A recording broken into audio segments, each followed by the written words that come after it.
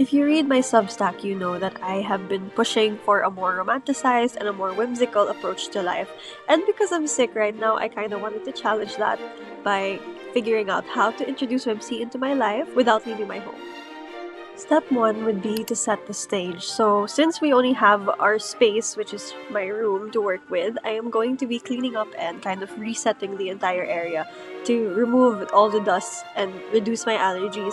And of course, step number two, dress for the part. I wanted to kind of hype myself up a bit because I've been feeling so sick that I wanted to just dress up as like a Victorian princess celebrating Christmas from the safety of her castle.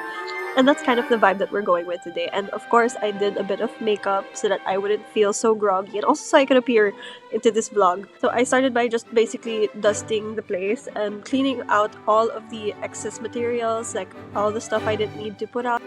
I also finished wrapping up my gifts. As you can see, I set them aside as well. Also, pro tip, I highly recommend playing some music. I prefer to play classical music like Tchaikovsky, but you can also play your favorite pop music to hype yourself up and get you in the mood. And one thing that I like to do that increases the quality of my cleaning is to hide all the wires. And I learned this from my internship at Vogue. When you remove the wires, the space feels a little bit more timeless and a little bit more elegant.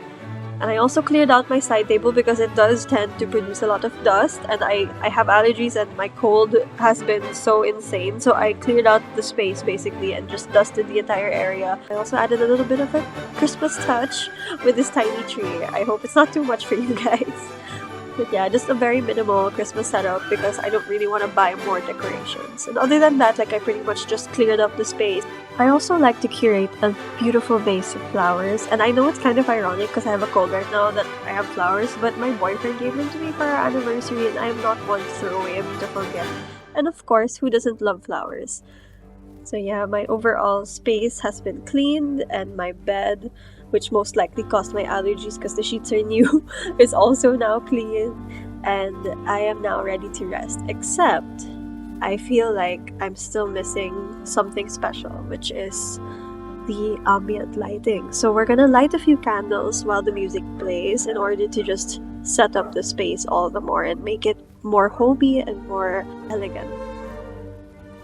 With our space set up, it's now time to dream a little and add some whimsy into our activities. So what I like to do is I like to kind of step back into my inner child and play a little with my activities. So whether it's reading or baking or eating breakfast, I always find a way to add a little bit of imagination to my day. And obviously, I start with breakfast with a very, very extra piece of toast with special Swan butter. And the reason why I'm using toast right now, like, normally I make a really nice breakfast. I love to make egg souffle and stuff, but my stomach has been acting up like crazy. Like, I don't know if it's acid or like what.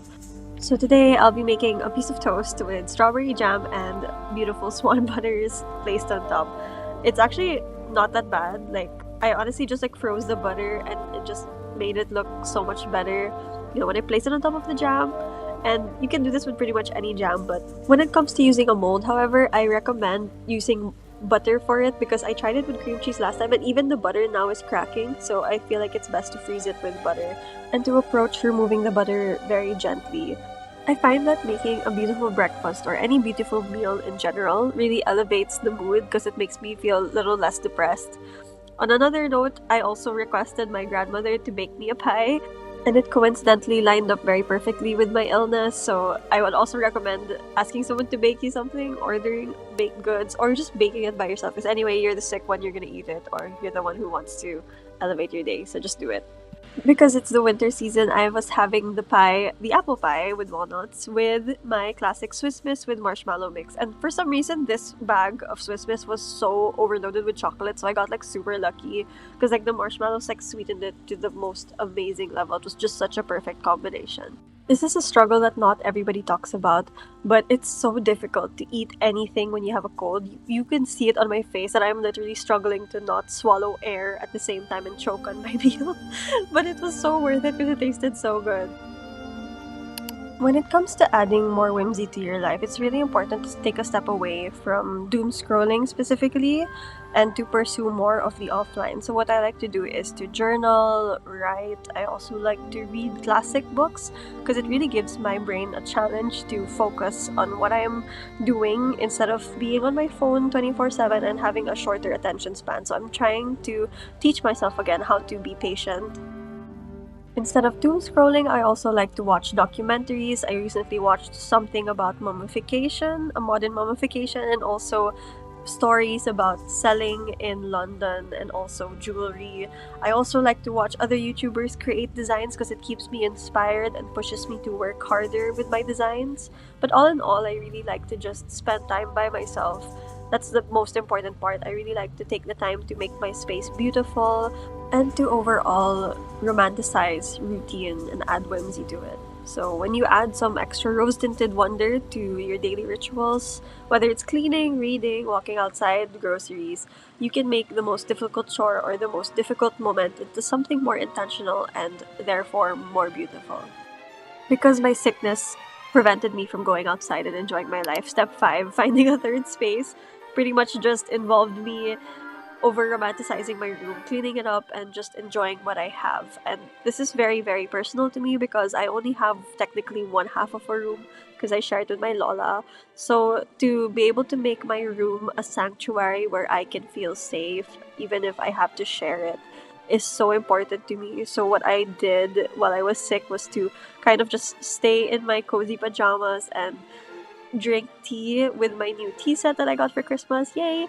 And also enjoy snacks that I can have delivered. So in my very specific situation, I know I say that going out is really important, but sometimes it's also very good to stay at home by yourself to make your space at home. It really comes down to, doing what you can with what you have and really making the most of what's available to you. I just said it's very redundant. Sorry, it's giving Noah Centineo, but I hope you still understand what I'm trying to say here.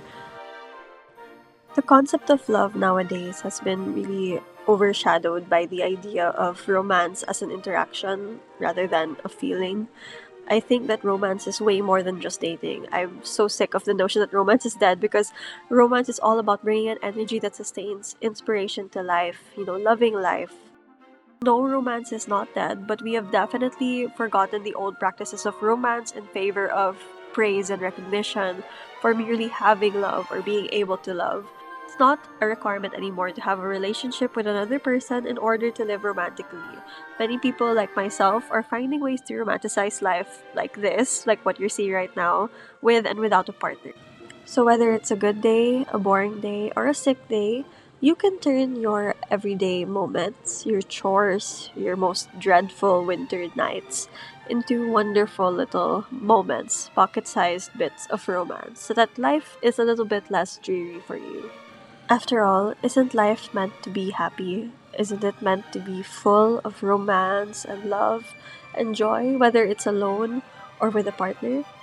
I think so, anyway. By living life with whimsy and love, true love, you can fill your life to the brim with beauty and practices that emphasize romantic notions. So even if you're sick like me, you can still have a romantic life. See you in the next one. Bye.